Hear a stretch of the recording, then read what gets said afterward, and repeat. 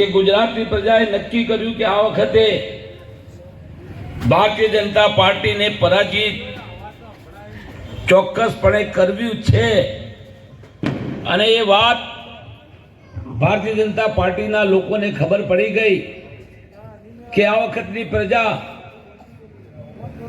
100% ભાજપના વિરુદ્ધમાં મતદાન કરશે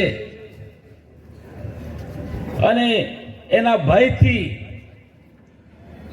ભારતીય જનતા પાર્ટીએ વ્યૂહરચના કરી કે ગમે તેટલા રૂપિયા ખર્ચ થાય પણ જે કોઈ વચારા ગરીબ હોય એમને રૂપિયા આપીને એમને ફોર્મ પરત ખેંચાવો, કોઈ નાના મોટા ધણી ખોટી રીતે સંડોવાયેલો હોય તો પોલીસ મારફતે એને ઉપાડી જઈ એના ફોર્મ પાછા ખેંચવાનું એક ષડયંત્ર પૂરા આખા ગુજરાતમાં ચાલ્યું છે. છતાં પણ ગુજરાતની પ્રજા એવું નક્કી કરીને બેઠી છે કે ગમે તેવા સંજોગોમાં પણ કોંગ્રેસની પૂરી પેનલ ન હોય અને 2 વ્યક્તિ હોય તો પણ આ વખતે એવા 2 વ્યક્તિને પણ કોંગ્રેસના પક્ષના નિશાન ઉપર મતદાન કરી નગરપાલિકા હોય તો નગરપાલિકા, તાલુકા પંચાયત હોય, જિલ્લા પંચાયત હોય કે કોર્પોરેશન હોય એમાં ચોક્કસપણે મોકલવા જ જોઈએ. એની પરિસ્થિતિનું મૂળ કારણ કે ભારતીય જનતા પાર્ટીએ જે છેલ્લા કેટલાય વર્ષોથી વહીવટ કર્યો છે એ વહીવટ તમામ ક્ષેત્રે નિષ્ફળ જાય છે. પ્રજા ગાંડી નથી કે 600 રૂપિયાના ગેસના બાટલાના 1100 રૂપિયા થાય અને જેને જરૂર હોય બ્લેકમાં લેવું પડે ફરજિયાત તો 2500 રૂપિયા ખર્ચવા પડે છે. બહાર વાતો કરવામાં આવે છે કે ગેસની અછત નથી, પણ મોરબીના જે ટાઇલ્સના ધંધા છે એ ધંધાઓ પણ બંધ કરવા પડ્યા છે. તમે ગઈકાલે રેલવે સ્ટેશન ઉપર સુરતના જે ભીડ જોઈ અને જે પડાપડી થતી હતી એનું કોઈ મુખ્ય કારણ હોય કે ત્યાં ધંધા રોજગાર બંધ કરવા પડ્યા છે અને એના કારણે લોકો પોતાના વતન જવા રવાના થયા છે. ભારતીય જનતા પાર્ટીએ ખૂબ જૂઠું બોલ્યું પણ પ્રજા સમજી ગઈ છે કે હવે એમનું જૂઠ ચલાવવા જેવું રહ્યું નથી. કેટલીક બાબતોમાં તો ભારતીય જનતા પાર્ટીને અનાવડતના કારણે ભારત દેશના તમામ લોકો મુશ્કેલીમાં મુકાયા છે. કોઈ કારણ વગર બીજાના ઝઘડામાં આપણે પડવાની કોઈ જરૂર હતી નહીં. આપણા દેશમાં શાંતિ અને દેશની રક્ષા કરવી અને દેશના લોકોની રક્ષા કરવી એ આપણું ધર્મ હોવું જોઈએ અને એ ધર્મમાં આવી કોઈ આફત આવે તો સમગ્ર દેશના લોકો, ચાહે હિન્દુ હોય, ચાહે મુસલમાન હોય, ચાહે શીખ હોય, ચાહે ઈસાઈ હોય, એ તમામ લોકો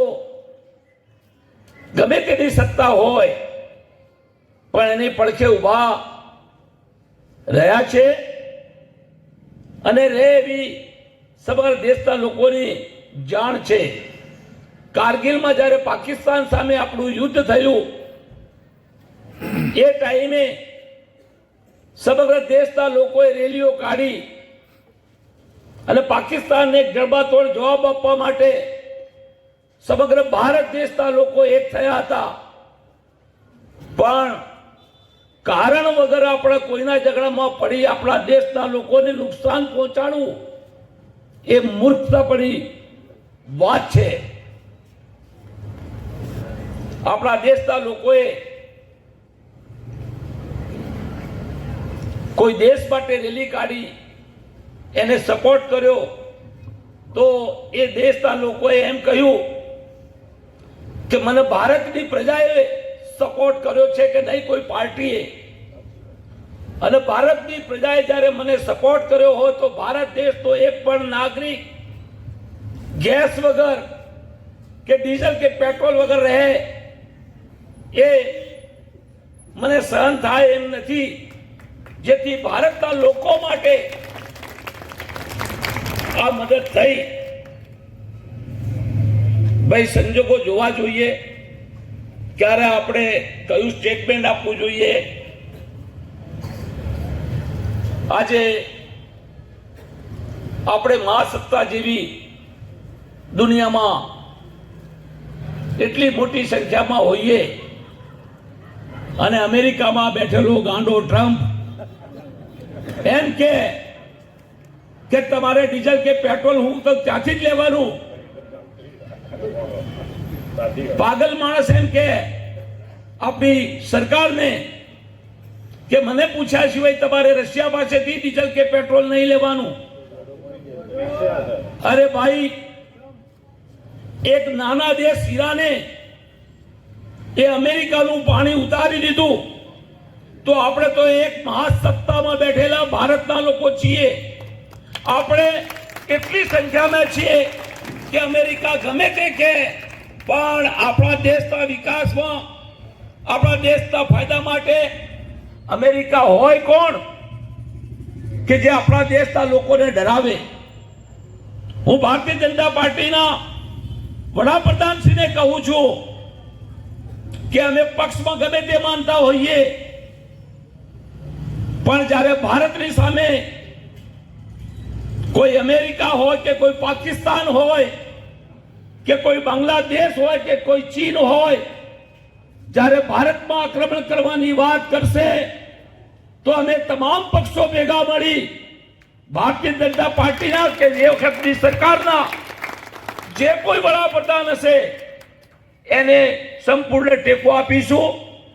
અને કદાચ જરૂર પડે કે સરહદ ઉપર લશ્કરની જરૂર છે તો ભારતના લાખો લોકો સરહદ પર જઈ લડવા માટે પણ તૈયાર છે દેશ માટે. મારે એટલું જ કહેવું છે કે વિસનગરની નગરપાલિકામાં પણ છેલ્લા 5 વર્ષથી જે પ્રકારે ભ્રષ્ટાચાર થયા છે, જે પ્રકારે ભારતીય જનતા પાર્ટીના 2 ભાગલા થયા છે, અને ભાગલા થવાનું મુખ્ય કારણ કે સત્તા લઈ ભ્રષ્ટાચાર કરવો ને પોતાના ઘરો ભરવા, એના સિવાય બીજું કોઈ કારણ હતું નહીં. ભ્રષ્ટાચારમાં ભાગની વહેંચણી કરવી, વહેંચણીમાં કઈ ઓછા મળ્યા એટલે ઝઘડો થયો. આ વિસનગરની પ્રજા સમગ્ર જાણે છે. વિસનગરની કેટલીક પ્રજાના લોકોના મારા ઉપર ફોન આવે છે કે ભાઈ વજીરખાનભાઈ, તમારી કોંગ્રેસને કહો કે અમે ચોક્કસપણે કોંગ્રેસના પક્ષમાં મતદાન કરવાના છીએ અને ભારતીય જનતા પાર્ટીની જે કોઈ ઉમેદવારો છે એમને ખબર પાડી દેવાના છીએ. કોઈ વ્યક્તિની પેનલ તૂટી હોય તો લડવાની જરૂર નથી, કારણ કે વ્યક્તિગત લોકો કોંગ્રેસને મત આપવાના મૂડમાં છે. અને ચોક્કસપણે તમે રહ્યા છો ગમે એટલા, પણ એ 26 માંથી પણ વિસનગરની પ્રજા તમને જંગી બહુમતીથી જીતાડશે. અને હું એમ માનું છું કે સત્તામાં પણ તમે આવશો અને પ્રજાનું કામ કરશો. નગરપાલિકાના ચૂંટાયેલા જે સભ્યો હશે એમને કહું છું કે વિસનગરનો વિકાસ કરવો ખૂબ જરૂરી હોય છે. હું નગરપાલિકાનો પ્રમુખ હતો, મારા ઘરે કોઈ કાર્ડ આપતો, લગ્નની કંકોત્રી આપવા આવતો તો મેં સૂચના આપી હતી કે લગ્નની કંકોત્રી વાળા વ્યક્તિના 3 દિવસ પહેલા ઘરે જાઓ, એને પૂછો કે ભાઈ મ્યુનિસિપાલિટી તરફથી અમે આવ્યા છીએ, તમારે કોઈ સફાઈનું કોઈ બીજું કામ હોય તો અમને જાણ કરો, જેથી તમારા ઘરે કોઈ જાન આવે તો સફાઈ સ્વચ્છતા દેખાય અને તમારું પણ માન સન્માન સચવાય.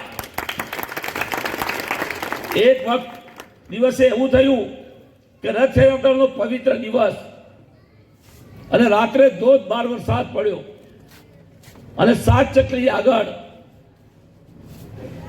એક મકાન તૂટીને રસ્તો બંધ થઈ ગયો. રાત્રે 12:30 1 વાગે વરસાદમાં મને સમાચાર મળ્યા કે કાલે રથયાત્રાનો રૂટ છે પણ રસ્તો બંધ થઈ ગયો છે. તો શું કરવું? હું અને ચીફ ઓફિસર અને બીજા સભ્યો મારા અમે દલિત સમાજના મોહલ્લામાં ગયા. મેં એમને એમ જાણ કરી કે આજે વરસાદની અંદર જે કોઈ વ્યક્તિ મને મદદ કરશે અને રથયાત્રાનું રૂટ ખુલ્લું કરી આપશે એને હું 2 દિવસની રજા આપીશ. પણ રાત્રે મેં આખી રાત જાગી અને એ રૂટ ખુલ્લો કરાવ્યો. સંજોગો વસાત હું આખી રાત જાગેલો હોવાના કારણે રથયાત્રાના દિવસે હું 5 મિનિટ રામ રોટી જો આપણું ચાલે છે રથ નીકળે છે ત્યાં લેટ પહોંચ્યો. કોઈક મારો વિરોધી હશે તો કે વજીર ખાનભાઈ તો મુસ્લિમ છે ને નહીં આવે. પણ રથયાત્રાના જે સંચાલકો હતા એમને કહ્યું કે આખી રાત જાગી રથયાત્રાનો રૂટ ખુલ્લો કરાવ્યો છે અને એના માટે અમારે 5 મિનિટ નહીં 1 કલાક પણ રાહ જોવી પડશે તો અમે જોવીશું. પણ જ્યાં સુધી રથને એક દોરડું નહીં ખેંચે ત્યાં સુધી રથયાત્રા શરૂ નહીં કરીએ. હું 5 મિનિટ લેટ પહોંચ્યો તો રથયાત્રા મેં શરૂ કરી અને આખા શહેરમાં અમે નગરપાલિકાના કોર્પોરેટરો પાછળ ફરીને ગામમાં શાંતિને સલામતી રહે. હનુમાનજીનું મંદિર બનતું હતું અને મંદિર ઉપર પાણી નહોતું અને સદભાગ્ય તળાવમાં પણ પાણી નહોતું. નગર મોટર નાખીને પણ લઈ લે તો એ મારી જોડે આવ્યા. મહારાજનો ફોન આવ્યો તો હું હનુમાનજીના મંદિર પર ગયો. મેં કહ્યું મહારાજ બોલો શું હતું? મને કે વજીર ખાનભાઈ આ મંદિર બને છે અને પાણીની વ્યવસ્થા નથી તો તમે કંઈક કરો. એટલે મેં દિવસના 2 ટેન્કર હનુમાનજીના મંદિર પર મોકલવાનું નક્કી કરી દીધું. અને એ દિવસે મેં એવું નક્કી કર્યું કે ધાર્મિક કોઈ પણ સંસ્થા હોય એ સંસ્થાને પાણીની જરૂર પડે તો વિના મૂલ્યે આપવું એવો મેં જનરલ બોર્ડ પર ઠરાવ કર્યો. અને એ ઠરાવથી આજે પણ ધાર્મિક તમામ સંસ્થાઓને પાણી મફત મળે છે. તો કામો એવા કરવા જોઈએ કે જે લોકો યાદ રાખે. હું એક વાક્ય યાદ આપું કે હનુમાનજીના મંદિર આગળ કોઈ છોકરા માછલી કાઢતા હશે, નાના બાળકો, અને કંઈ માથાકૂટ થઈ એમાં એક ઈંટ મંદિરમાં જઈને પડી. મંદિરમાં વિસ્તરમાં હાહાકાર બચી ગયો કે ભાઈ મંદિરની મૂર્તિ ખંડિત થઈ છે. હું મારા સમાજથી પણ થોડો નારાજ હતો કંઈ કારણે. મારા ઉપર ફોન આપવા માંડ્યા. મેં ફોન ઉપાડ્યા જ નહીં કારણ કે મારા સમાજને પણ મારે બતાવવું હતું કે ભાઈ મારી પર તમારે જ્યારે જરૂરિયાત હોય ત્યારે મને તમે સહકાર નથી આપતા તો મારે પણ તમને સહકાર આપવાની જરૂર નથી. એ દિવસે મહેસાણા ડીએસપી વિનોદકુમાર મલ એમનો ફોન આવ્યો કે વજીર ખાનભાઈ તમે જો નહીં સંભાળો તો ગામમાં બહુ મોટું તોફાન થશે, બહુ મોટું હિન્દુ મુસ્લિમનો ઝઘડો થશે, એટલે તમે આ વાત સંભાળી લો. હવે પરિસ્થિતિ એવી હતી કે અમારો સમાજનો કોઈ માણસ તો મંદિર પર જઈ શકે એમ હતો નહીં. ત્યાં 2000 માણસ ભેગા થયેલા હતા. હું એકલો મંદિર ઉપર ગયો અને મહારાજને કહેવડાવ્યું કે હું આવ્યો છું. તો મહારાજે મને લેવા મોકલ્યો અને મને બેસાડ્યો. એક મહારાજ આપણા વિસ્તારના નતા અને બહારના હતા. એ બોલવા માંડ્યા તો સુરદાસે કહ્યું આપણા મહારાજે કે આ એ વ્યક્તિ છે કે જેના કારણે આ મંદિરનું નિર્માણ થયું છે અને એવા વ્યક્તિનું માન સન્માન અમારે રાખવાનું છે. તું બહારનો વ્યક્તિ છે, તારે અમારી વચ્ચે બોલવાની જરૂર નથી. અને એ દિવસે મહારાજે મારું માન સન્માન રાખ્યું. મેં રાત્રે જે છોકરાઓના નામ આપ્યા હતા એમને મેં રાત્રે હાજર કરી દીધા અને વિસનગરમાં અશાંતિ ન ફેલાય એનું પૂરેપૂરું ધ્યાન અમે રાખ્યું. હું એમ કહું છું કે સારા કર્મો કર્યા છે તો એ નકામા જતા નથી. સમય આવે ઉપરવાળો એને સાથ આપતો હોય છે.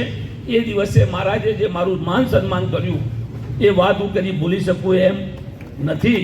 તો હું આપણે પણ કહું છું કે આ ચૂંટણી છે, ચૂંટણીમાં યોગ્ય વ્યક્તિનું પ્રતિનિધિત્વ થાય અને વિસનગર શહેરની જનતાને શાંતિ મળે, એનો વિકાસ થાય અને એમને નાના મોટા કામોમાં રૂપિયા આપવા પડે એ વાત તદ્દન ખોટી છે. હું અહીંયા બેઠેલા ઉમેદવારોને પણ કહું છું કે તમે જીતીને જાઓ તો મહેરબાની કરીને કોઈ ગરીબનું કામ અટકાવતા નહીં, કોઈની જોડેથી ખોટા રૂપિયાની માંગણી કરતા નહીં. અને આવું કરશો તો આજે તમને જીતાડવા માટે આવ્યા છીએ, બની શકે તો ભવિષ્યમાં તમને ટિકિટ પણ ના મળે અને તમને હરાવવા પડે તો હરાવવા પણ અમે આવીશું. વિસનગર શહેરની જનતાનું એક સાચું સંયુક્ત એક ટીમ બને અને એ ટીમ વિસનગરના વિકાસમાં ક્યાં કામો કરવા જેવા છે, કેવી રીતે કરવા જેવા છે એનું પૂરેપૂરું ધ્યાન રાખે અને જરૂર પડશે તો હું પણ કોંગ્રેસની સરકાર આવશે તો ચોક્કસપણે ધ્યાન રાખીશ. બીજું મારું કહેવું છે કે 1988માં હું પહેલી વાર ચૂંટણી લડ્યો અને મ્યુનિસિપાલિટીનો પ્રમુખ થયો. ત્યારથી આજ 38 વર્ષ થયા. 38 વર્ષમાં કોઈ દિવસ પેનલ તૂટી નથી. મારા સમાજના માણસો પણ મારી સામે ઊભા રહેતા હતા. પણ મેં એલાન કર્યું હતું કે ભાઈ તમારે મત આપવાની વાત આવે છે તો એ ટાઈમે નાગજીભાઈ મારી પેનલમાં હતા. નાગજીભાઈ રાત્રે ટેન્શનમાં આવી ગયા કે મુસ્લિમોને મત આપશે એટલે હું હારી જઈશ. મેં એક જાહેર સભા કરી અને જાહેર સભામાં મેં કહ્યું કે ભાઈ મુસ્લિમ સમાજની જે ઇજ્જત અને આબરૂ છે એ ધૂળમાં મેળવવાની જરૂર નથી. તમારા સમાજના કોઈ વ્યક્તિને તમારે મત આપવો હોય તો તમારો અધિકાર છે, તમે એને મત આપજો. પણ મને મત આપવા જે માગતા હોય એ પહેલા નાગજીભાઈ દેસાઈને મત આપે, બીજો મત દલિત સમાજની બેન હતા એને મત આપે અને ત્રીજો મત મને આપવાની ઈચ્છા થાય તો ચોક્કસ આપજો. પણ મને જો એવું લાગ્યું કે મુસ્લિમોએ બેઈમાની કરી, દગો કરી અને ચૂંટણી જીતી ગયા અને હું જીતી જઈશ તો જાહેર ચોક પર મેં વચન આપ્યું હતું કે મારી પેનલનો એક પણ વ્યક્તિ જો હારશે તો હું જિંદગીમાં કદી પણ મ્યુનિસિપાલિટીના પગથિયે નહીં ચડું અને મારું રાજીનામું આપીશ. આજે એના કારણે આજે 38 વર્ષથી આ વિસ્તારમાં પેનલ જીતે છે. હું અમારા પટેલ સમાજના સાથે અમારી પહેલવેલી અહીંયા પેનલ થાય છે અને હું પટેલ સમાજના લોકોને પૂરા વિસનગરમાં વિશ્વાસ અપાવું છું કે જ્યાં જ્યાં કોંગ્રેસની સરકાર હશે તમારે 100 રૂપિયા પણ કોઈને આપવાના નથી. મારો મુસ્લિમ સમાજ પૈસો લેશે નહીં અને જેને જોઈતું હશે એને હું આપીશ. અને પહેલો મત અમારા પટેલ સમાજના ઉમેદવારને, કોંગ્રેસ પક્ષના અમારા હિરેનને આપવાનો છે. બીજો મત આદિવાસી બેન છે એને આપવાનો છે અને પછી મુસ્લિમોને મત આપીશું. અમે હારીશું તો અમને પરવડશે, પણ કોઈ પણ વિસનગરનો વ્યક્તિ એમ કે મુસ્લિમ સમાજ દગાબાજ સમાજ છે, મુસ્લિમ સમાજ જોડે બેસાય નહીં, આ વાત અમને સહન થાય એમ નથી. તો અમે લોકો જેટલા વોટ નાખીશું એ પેનલને આપીશું અને ખુશી ત્યારે જ થશે કે જ્યારે અમારી પેનલના લોકો જીતશે તો જ અમને આનંદ થશે. અમે દગો કરી અને ચૂંટણી જીતવા માંગતા નથી. હું મુસ્લિમ સમાજના લોકોને પણ આજે કહું છું કે આપણી અગર ભારત દેશમાં કોઈ છાપ હોય, આપણે હજી સુધી કંઈ મેળવ્યું હોય તો એ હિન્દુ સમાજનો પૂરેપૂરો વિશ્વાસ મેળવ્યો છે. કારણ કે આજે પણ ડ્રાઈવર રાખવાની વાત આવે નોકરી તો મોટામાં મોટા શેઠ પણ મુસ્લિમ સમાજના છોકરાને નોકરી રાખે છે. કેમ કે એ બેઈમાની નહીં કરે. એટલે આપણે કોઈએ પણ બેઈમાની કરવાની જરૂર નથી. ઉપરવાળો ધારશે એ રિઝલ્ટ આવવાનો છે.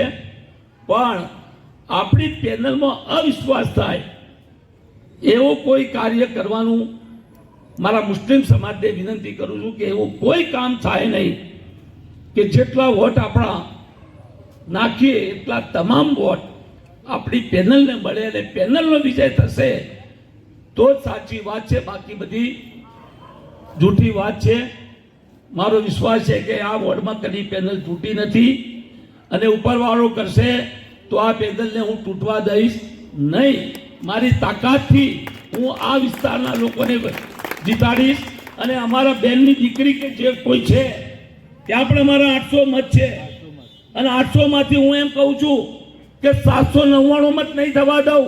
800 મત એમને અપાવીશ એ મારી પોતાની તાકાત છે ત્યાં કે અમારો એક વ્યક્તિ પણ ઊભો થઈ જાય છે અને પૂરું મતદાન કરાવે છે. બહાર ગામ રહેતા હશે, અમદાવાદ રહેતા હશે, એનું મત અહીંયા જો હશે તો સ્પેશિયલ ગાડી કરીને પણ હું વિસનગરમાં વોટ અપાવવા માટે માણસોને મોકલીશ. હું ભાઈ લાલાભાઈને પણ કહું છું કે કોઈ પૈસાથી પાછા પડવાની જરૂર નથી. જેટલો પણ ખર્ચ કરવો પડે એટલો કરો. એ કરતા હોય નથી ડબલ કરો, પણ એક પણ વ્યક્તિ નારાજ ન થાય એનું ધ્યાન રાખજો. દલિત સમાજના લોકો પણ આ વિસ્તારમાં બહુ મોટી સંખ્યામાં છે. જે લોકોએ મને વર્ષો સુધી વિશ્વાસ અપાયો અને મને મત પણ આપ્યા છે એમને પણ મારાથી જ્યાં થાય છે ત્યાં હું પૂરેપૂરા પ્રયત્ન કરું છું. અને એ લોકો સામેથી પણ કહે છે કે વજીરખાનભાઈ તમારી કોંગ્રેસની પેનલને અમે મત આપવાના છીએ ને આપીશું. તો ખાસ વિશ્વાસથી એમાં મારા સમાજના લોકો પર પ્રેશર કરું છું કે આપણા મત જ્યાં નાખીએ ત્યાં પહેલો મત આપણા હિરેનને આપવાનું પ્રતિજ્ઞા કરીએ. બીજો મત આપણી બેન જે આદિવાસી સમાજમાંથી ઊભી છે એને આપીએ અને પછી 2 મત જે છે સમાજના લોકોને આપીએ અને આખી પેનલ જીતે અને આખા વિસનગરમાં પણ જ્યાં જ્યાં આપણા મતો છે સમાજના એ આપણી કોંગ્રેસના પક્ષને આપણે મત આપીએ, એને વિજય થવાના પૂરેપૂરા પ્રયત્નો કરીએ. અને હું એમ માનું છું કે પ્રજામાં ખૂબ રોષ છે વિસનગરમાં. ઘણી જગ્યાએ તો એમ પણ કહેવામાં આવે છે કે અમારા સમાજને તો એકે ટિકિટ નથી આપી. એટલે અમારો સમાજ છે કે નહીં, અને સમાજ પણ મોટા સમાજ છે, સમજ્યા ને. આખા વિસનગરમાં બ્રાહ્મણને કોને ટિકિટ નથી આપી. બ્રાહ્મણ સમાજ પોતે કહે છે કે અમારા અહીંયા 500 ઘર છે અને અમને એક પણ ટિકિટ નહીં. તો અમે પણ બતાવી દેવાના છીએ કે ભાજપમાં હાથે જીતી લે, અમે કોંગ્રેસને મત આપવાના છીએ. ભાજપના લોકો પણ કહે છે કે અમે કોંગ્રેસને મત આપીશું. જેમની વિચારધારા ભાજપ સાથે છે એ પણ કહે છે કે અમે કોંગ્રેસને મત આપીશું. તો એમનો પણ આપણે લાભ લેવાનો છે અને વિસનગરમાં આપણી જંગી બહુમતીની કોંગ્રેસની પેનલો જીતે એ વાત પૂરેપૂરી આપણે કરવાની છે. આજે અહીંયા વિસનગરમાં બોલાવી મારો માન સન્માન પણ કર્યું અને મેં પાર્ટીમાં પણ કીધું. મને ડીસા મોકલતા હતા, મેં કોઈ ડીસા જવું મારું જરૂરી નથી. મેં બીજા માણસોને મોકલ્યા. અમિત ચાવડાની રજા લીધી કે મારે વિસનગરમાં ગયા વગર ચાલે એમ નથી. મારું વતન છે, મારો વિસ્તાર છે, એટલે મારે જવાનું જ છે. એટલે એક દિવસથી આજની રજા લઈ અને હું આવ્યો છું. આખા ગુજરાતમાં આ વખતે અમને ફરવાની જવાબદારી આપી છે. તો સમગ્ર ગુજરાતમાં પણ મેં પૂરેપૂરી તાકાતથી મહેનત કરીએ છીએ. અહીંયા આપણે સૌ ભેગા મળી એકબીજાના વિશ્વાસથી પોતાનું મતદાન કરીએ અને આપણી પેનલને જીતાડીએ. જે વર્ષોથી અમારી રબારી સમાજની પેનલ કદી તૂટતી નથી એમ હું એમ માનું છું વર્ષો સુધી પટેલ સમાજની પણ પેનલ આપણી તૂટે નહીં એનું પૂરેપૂરું ધ્યાન રાખીએ અને પટેલ સમાજને ગુજરાતમાં અને વિસનગરમાં વિશ્વાસ અપાઈએ કે અમારા ત્યાંનું વાતાવરણ કંઈક જુદા પ્રકારનું છે. એટલે હું ખાસ વિનંતી કરું કે આપણે સૌ કોંગ્રેસ પક્ષને મત આપીશું એ જ અપીલ કરવા માટે આપની વચ્ચે આવ્યો છું. જય હિન્દ, જય ભારત.